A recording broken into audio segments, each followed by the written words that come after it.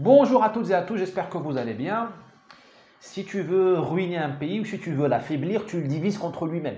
Bon, vous connaissez la manip, la France l'a subie depuis 40 ans, hein. Diversité, immigration. La France est affaiblie parce qu'elle est écartelée. Tout le monde, c'est les communautés. Au Brésil, nous avons une autre méthode de déstabilisation du pays.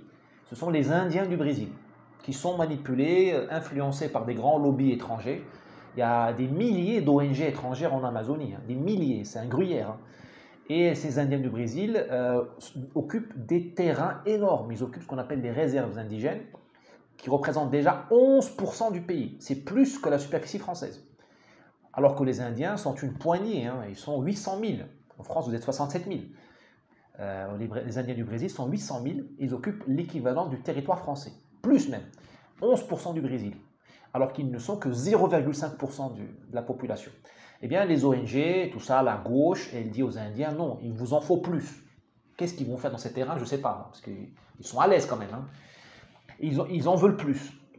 Et comment ils justifient leurs revendications? Ils disent qu'ils veulent obliger la Cour suprême brésilienne, qu'ils sont en train d'ailleurs d'encercler à Brasilia, mais personne ne les accuse d'actes antidémocratiques ni d'intimider les juges parce que ce sont les Indiens quand même.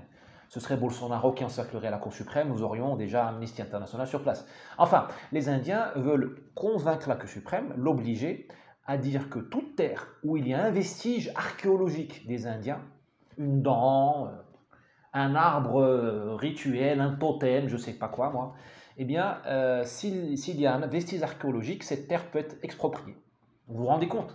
L'usine Peugeot de Rio de Janeiro, à Resende, demain, un Indien peut venir dire, voilà, j'ai trouvé un endroit où mon peuple faisait des sacrifices, je ne sais pas quoi, de biches ou de sangliers de la forêt, où le chaman avait sa petite copine. Je veux exproprier l'usine Renault. C'est ça de quoi il s'agit. Voilà, comment tu détruis un pays de l'intérieur avec cette bêtise de la diversité et de l'égalité mal comprise. Bon week-end.